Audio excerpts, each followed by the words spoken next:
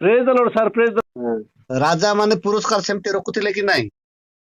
ହଁ ଦ୍ରୁପତି କୁ ମାନେ ସେ ମାଛ ସେ ପାଣି ଥାଳିରେ ଦେଖିକି ମାଛର ଆଖିରେ ଯଦି ମାରି ପାରୁଛ ବୋଲି କହିଲେ ମୋର ଝିଅକୁ ବାହା ହେବି କରିବି ବୋଲି ପୁରସ୍କାର ରଖିଥିଲେ। ସେମିତି ଏବେ କାଳିଦାସର ସେ ତାର ଝିଅ କହିଲା ଯେ ନାଇଁ ମୁଁ ଯୋଉଟା ପ୍ରଶ୍ନ ପଚାରିବି ଯିଏ ଉତ୍ତର ଦେଇପାରିବ ତାକୁ ଏକା ବାହା ହେବି ବୋଲି କହିଲେ। ସେମିତି ତାଙ୍କର ଗୋଟେ କୀର୍ତ୍ତି ଗୋଟେ ରଖୁଥିଲେ ଯେ ଏଇଟା ହେଲେ ସେଇଟା କରିବୁ। ଆର ଗୋଟେ ଥିଲା ଯେ ଯିଏ ମାରିବ ତାହେଲେ ମୁଁ ମୋ ଝିଅକୁ ବାହା କରିଦେବି ଆଉ ସେଇଟା କଣ ଇଏ ଜାଗା ବି ଦେବି ବୋଲି ସିଏ କହିଥିଲା ହେଲା।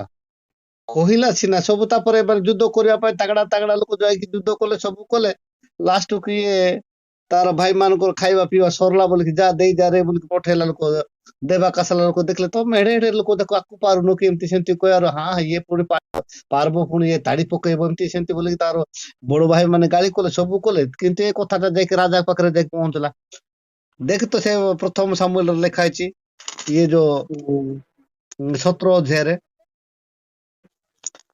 17 ଅଧ୍ୟାୟରେ ପୁରା ଲେଖା ହେଇଛି ସେ ବିଷୟ ନେଇକି। ତାପରେ ପ୍ରଥମ ସାମୁଏଲ 17 ଅଧ୍ୟାୟରେ ତାପରେ ଲାଷ୍ଟକୁ ସେ ରାଜା ୟାକୁ ନେଇକି ଗଲେ, ଆକୁ ନେଇକି ଯାଇକି ଡ୍ରେସ ଫ୍ରେସ ପିନ୍ଧେଇଲେ। ଡ୍ରେସ ପିନ୍ଧିବା ସେ ଚାଲି ପାରୁନାହିଁ। ଯେତେବେଳେ ଚାଲି ପାରୁନି ବୋଲି ନାଇଁ ମୁଁ ଏମିତି ପିନ୍ଧିକି ନାହିଁ, କିନ୍ତୁ ମାରବା କଥା ମାରବି ଆକା, କିନ୍ତୁ ମୁଁ ଏ ଡ୍ରେସ ପିନ୍ଧିକି ମାରି ପାରିବିନି କହିଲା। ତାପରେ ହଉନ ଠିକ ଅଛି, ତୋର ତ ବିଶ୍ୱାସ ଅଛି ମାରିବି ମାର ସିନା, କିନ୍ତୁ ଡ୍ରେସ ନ ପିନ୍ଧେ ସିନା ତୁ ମାରେ ଏକା ବୋଲି ତାକୁ ମାରେ ବୋଲି କହିଲେ। ତାପରେ ମାରିବା ପାଇଁ ଯେତେବେଳେ କଲା ସେତେବେଳକୁ ସେ ତାକୁ ମାରିଛି। ଆଉ ଯେତେବେଳେ ମାରିଛି ସେତେବେଳକୁ ସିଏ ମାନେ ରାଜା ପଚାରିଛି 17 ମୁଁ ଗୋଟେ ପ୍ରଥମ ସାମୁଏଲ 17 ଅଧ୍ୟାୟ 56 ପଦ ପଢିଦେଇଛି। ତହିଁରେ ରାଜା କହିଲେ ପଚାର ଏ ଭେଣ୍ଡିଆଟି କାହାର ପୁଅ? ଆଉ ତୁ ଖାଇଛୁ ନା ଦାଉଦ ଖାଇନୁ? କହିଲେ ଖାଇଲିନି। ଖାଇଲେ ଏମିତି କଣ ମଲା ଲୋକ ଭଳିଆ କେମିତି ପଡୁଛୁ? ତହିଁରେ ରାଜା ପଚାରି ତହିଁରେ ରାଜା ହଁ କହିଲେ ହଁ ପଚାର ହଁ ଏଇ ଭେଣ୍ଡିଆଟା କାହାର ପୁଅ? ଏହି ଭେଣ୍ଡିଆଟି କାହାର ପୁଅ? ପ୍ରଶ୍ନବାଚକ ଅଛି କି ନାଇଁ? ତାପରେ ଦାଉଦ ଫିଲିଷ୍ଟିୟକୁ ବଧ କରି ଫିଲିଷ୍ଟିୟର ମସ୍ତକ ହସ୍ତରେ ଧରି ଫେରି ଆସିବା ବେଳେ ଅବ୍ନର ତାଙ୍କୁ ନେଇ ସାଉଲଙ୍କ ସମ୍ମୁଖକୁ ଆଣିଲା। ସାଉଲଙ୍କୁ ସମ୍ମୁଖକୁ ଆଣିଲା। ହଁ ତେଣୁ ସାଉଲ ତାଙ୍କୁ ପଚାରିଲେ ହେ ଯୁବକ ତୁମେ କାହାର ପୁଅ? ଦାଉଦ ଉତ୍ତର ଦେଲେ ମୁଁ ଆପଣଙ୍କ ଦାସ ବେଥଲେହେମିର ଯିଶିର ପୁଅ। ହେଲା। ଏଇଟା ମୁଁ ତାର ବାପାର ନା ଯିଶିର ପୁଅ ବୁଝିଲା। ଯିଶିର ପୁଅ ମାନେ ତାହାଙ୍କର ଯିଶିର ପୁଅ। ଯିଶି ହଉଛି ତାର ବାପା ନା। ହେଲେ ଏଠି ଦେଖୁଛୁ ତହିଁରେ ରାଜା କହିଲେ ପଚାର ଏଇ ଭେଣ୍ଡିଆଟି କାହାର ପୁଅ? ଏଇଟା ମୁଁ ମାନେ ଡ୍ରାମାର ନାଁ ଦେଇଥିଲି ଆଉ। ହେଲେ ଗଲିଆତ ବୋଧ କହିଲେ, ଗଲିଆତ ବୋଧ ବୋଲି କହିଲେ ଲୋକମାନେ ସେଠି ଗଲିଆତକୁ ମାରଲାଟା କରି ନେଇକି ବୋଲବେ, ମାନେ ଲୋକମାନଙ୍କର ଇଚ୍ଛା ଶକ୍ତି ଆସିବ ନାହିଁ ନା। ସେଥିପାଇଁ ବୋଲି ଏହି ଭେଣ୍ଡିଆଟି କାହାର ପୁଅ ମାନେ ମହାନ ନାଟକ ଏହି ଭେଣ୍ଡିଆଟି କାହାର ପୁଅ ବୋଲି ଦେଇଥିଲେ। ଆଉ ଲୋକ ଦେଖିବୁ ମାନେ ସାମାଜିକ ନାଟକ ବୋଲିକି ସବୁ ଲୋକମାନେ ଆସିଲେ। ଏଠି ଦେଖିଲା ବେଳକୁ ମନ୍ତ୍ରୀ ରାଜା କୋଟା ଯେତେ ଯେମିତି ବାହାରକୁ କଥା ସେମିତି ଲେଖିକି ଦେଇଥିଲି। ତାପରେ ଯେତେବେଳେ ସେଠି ଏହି ଭେଣ୍ଡିଆଟି କାହାର ପୁଅ ବୋଲି ପଚାରିଲେ, ତାପରେ ସେ ଇଏ ହଉଛି ସେ ମାନେ ବେତଲହିମ ମାନେ ଯିଶିର ପୁଅ ବୋଲି ଯେତେବେଳେ କହିଛି, ସେତେବେଳେ ଏଇଟା ମାନେ ଡ୍ରାମାଟା ଇଣ୍ଡ ହେଇଛି ଆଉ। ଏଇଟା ପୁରସ୍କାର ଘୋଷଣା ଯୋଉଟା କରିଛନ୍ତି ସେଟା ମାନେ ଯିଏ ମାରିବ ସେ ତାକୁ ମୋର ଝିଅକୁ ଦେବି ବୋଲି ସେ ପୁରସ୍କାର ଘୋଷଣା କଲାଟା ସବୁ ଏଇଟା ମାନେ ଡିଟେଲ ପୁରା ଲେଖା ହେଇଥିଲା। ପୁରା ଡ୍ରାମା ତ ଡ୍ରାମା ଲେଖିଲା ପରେ ଲାଷ୍ଟରେ ସେଟା କରାହେଇଥିଲା। ଏଇଟା ଗୋଟେ ଥିଲା ଏହି ଭେଣ୍ଡିଆଟି କାହାର ପୁଅ, ଏଇଟା ଗୋଟେ ମୋର ଡ୍ରାମା। ତାପରେ ଆଉ ଗୋଟେ ଥିଲା ସ୍ୱର୍ଗ ଦ୍ୱାର ବୋଲି ଗୋଟେ କରିଥିଲି ଡ୍ରାମା। ଆଉ ଗୋଟେ ମୁଁ କିପରି ପରିତ୍ରାଣ ପାଇବି, ଯୋଉଟା ପାଉଲ ଥିଲା ଜେଲରେ ଥିଲେ ସେତେବେଳକୁ କାରାରକ୍ଷକ ପଚାରିଥିଲେ ମୁଁ କିପରି ପରିତ୍ରାଣ ପାଇବି। ଆଉ ଗୋଟେ ଲେଖିଥିଲି କଣ ଛେଦନ, ଏମିତି ଆଉ ଗୋଟେ ସ୍ୱର୍ଗ ଦ୍ୱାର। ତାପରେ ଆଉ ଗୋଟେ ଥିଲା ପ୍ରେମ ନିମନ୍ତେ ବଳିଦାନ। ପ୍ରେମ ନିମନ୍ତେ ତାହେଲେ ବଳିଦାନ ପ୍ରେମ ବୋଲେ ନିମନ୍ତେ ଏଟା ବଢିଆ ବଳିଦାନ। ଷ୍ଟୋରିଟା, ସେଟା ସାମାଜିକଟା କିନ୍ତୁ ବଢିଆ ଷ୍ଟୋରିଟା।